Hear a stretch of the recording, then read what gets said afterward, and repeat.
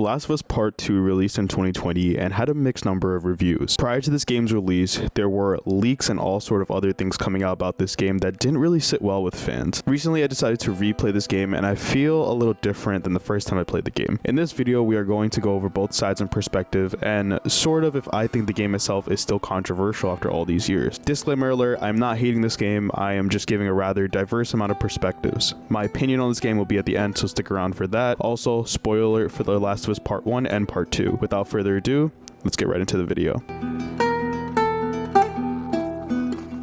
The one thing everyone universally agrees on is that this game has one of the best gameplays in AI in the industry. The AI calls out each other and even puts names on top of that. Like, to be honest, they're really challenging and the gameplay itself feels smooth. Furthermore, the combat and the stealth feels amazing where you can decide what you want to do. And ironically, I am very shocked that this game was made for the PS4 hardware, and with that, the game is amazing in terms of gameplay. People also really like the flashbacks of Joel and Ellie and just seeing these familiar faces over again. Also, people did really like Jesse as a character, and Dina is okay, but not as beloved as Jesse. However, unfortunately, these are the only aspects that I could find that most people would agree are positives about this game. So to preface this chapter in the video, there was a lot of controversy behind this game. The first one being the tone of the game and it being less hopeful than the predecessor. Some people were disappointed because the first game was about love, while this game was the polar opposite. It was very dark and less hopeful, and not about Joel and Ellie, but the entire world as a whole. It more so leans in the question to what if the protagonist of your story could be the antagonist in someone else's story. Moreover, people were fuming when they played as Abby. Honestly, they were mad that they had to empathize with Joel's killer, and at that point, Naughty Dog was fighting an uphill battle. You see, we as the player have to play as Abby to sort of see the ending of the game, and to some people that really did hurt because everyone was super angry, but it is exactly what Naughty Dog wanted you to feel. And you have to fight Ellie as Abby, and a lot of the gamers just didn't really like that, and it didn't make sense to them at all. Now, let's talk about the elephant in the room, which is Joel's death. I see this argument about how people didn't like the game because Joel died, but I wholeheartedly think this is a complete misconception. People expected Joel to die, but in a different way, a more meaningful death rather than a plot point that ironically leads to the dark theme of the game. I do not want to say that I don't think Joel is a protagonist or a good guy by any means. However, I do think he has a lot of relatability because of the first game. I think gamers just love Joel, and to see him killed like that made many people angry, but again, that's what Naughty Dog wanted. Gamers wanted to see more of Joel and Ellie and felt robbed of that because he was killed off so soon in the game. There wasn't any more of his character, and for some people, he even acted out of character and was written very poorly. Speaking of writing, some gamers thought the story was written very poorly and the story structure was terrible to say the least because of the way Naughty Dog made you go back in time and play as Abby. For some people, this was a literal anticlimactic moment because you essentially complete 80% of the game as Ellie, but you have to go back and bring it to time speed with Abby.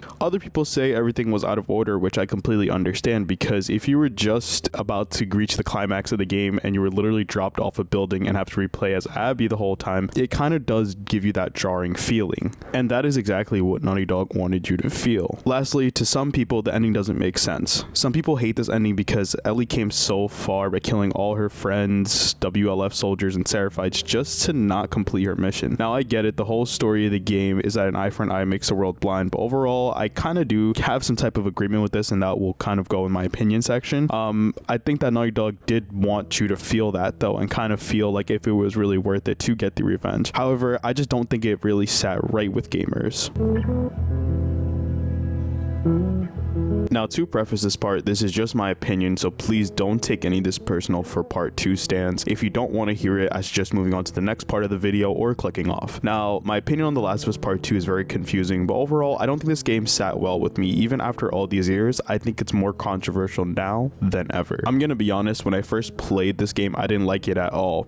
I thought, hey, we got robbed of a great story, and they antagonized Joel and Ellie and protagonized Abby and Lev. However, after playing the game for the second time and going through my life experiences, I have a different message that I pulled from part 2. The message I pulled was about grief and forgiving oneself, and in order to live amongst someone's death, we have to grieve the loss and we have to forgive ourselves along that path. And to me, that message was so powerful, and it's also very heavily weighted because Joel and Ellie were like father and daughter. Ellie had to forgive herself for not forgiving Joel earlier, and we don't really see her cry or grieve until she is about to kill Abby. I thought this was very powerful, and it really did hit me differently the second time I played through this story. But I don't think this game had any closure to it, and it wasn't as hopeful as the first one and should have conveyed the message in a different manner. Don't get me wrong, I love stories where the character doesn't win but learn something more valuable at life. An example of this would be Under the Red Hood. Spoilers for that movie, but in the movie, Jason Todd dies and comes back to life, but Batman has to learn to forgive himself because he couldn't save Jason, and he learns that at the end of the day, we as people can only do our best and we can't save everyone. To me, this is way more powerful and helps me humanize Batman and prove even the world's greatest detective could make mistakes.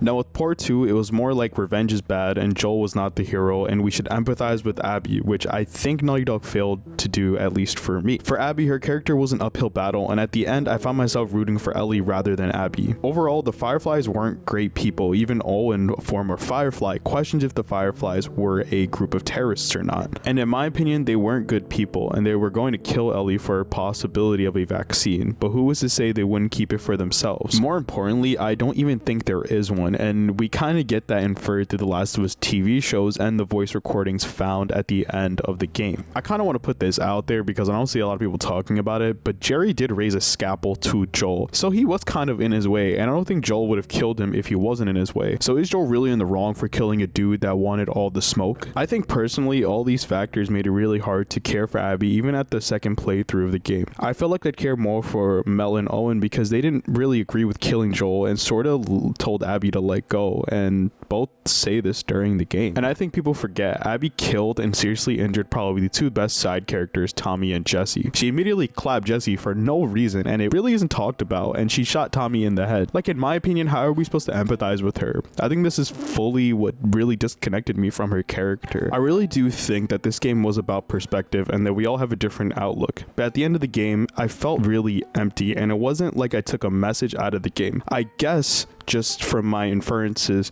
the game was about revenge, perspective, and something that I really do think is the theme of the game, which is grief. But who is to say the story itself couldn't convey the message in a better way that didn't have us feeling empty at the end? I don't think this game deserves as much hate as it should. I did like it better the second time I played it, however the flaws in this game are too much, and to me it's very much severing a lot of the story of the game. I don't like Abby, and I hate the story structure, and even the things in the game that I did like were contributing to the poor writing and the characterization of Abby herself. The writing wasn't good and the decisions they made were not smart for the story's sake, but for shock factor.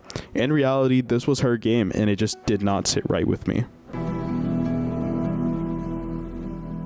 Recently, HBO picked up season 2 for The Last of Us, and it has me worried. Neil Druckmann has stated in interviews that he's only interested in adapting source material to the live action. However, if the source material is bad in some people's eyes, then this is going to be something to worry about. I honestly think they should change Joel's fate and completely overhaul the story if they are thinking about adapting part 2 into a live action. The only reason why I'm suggesting it is because this game is controversial and it will divide the fan base. However, if they did do this, it will not divide it, and this time they kind of get the chance to right their wrongs. Now, I know some people are going to get mad and some people are going to look this as a positive outcome, but honestly there just needs to be change within the adaptation, like there are changes from the first game to the first season of the show right now. And there's also a saying that when you try to please everyone, you please no one. So instead of trying to please one side of the fan base or the other side, I think it's just better off to tell a different story or to restructure it. I think there is a lot of potential, but that is something I just kind of wanted to acknowledge and put out before we wrap up the video. Overall, this is the sequel to the first game, and I did bring up a lot of the game community's perspective and where I stand for this story. Would like to know what you guys think in the comments. Please keep this civilized and let's have a discussion instead of an argument. Other than that, it's been your boy Beast, and I'll see you guys in the next video.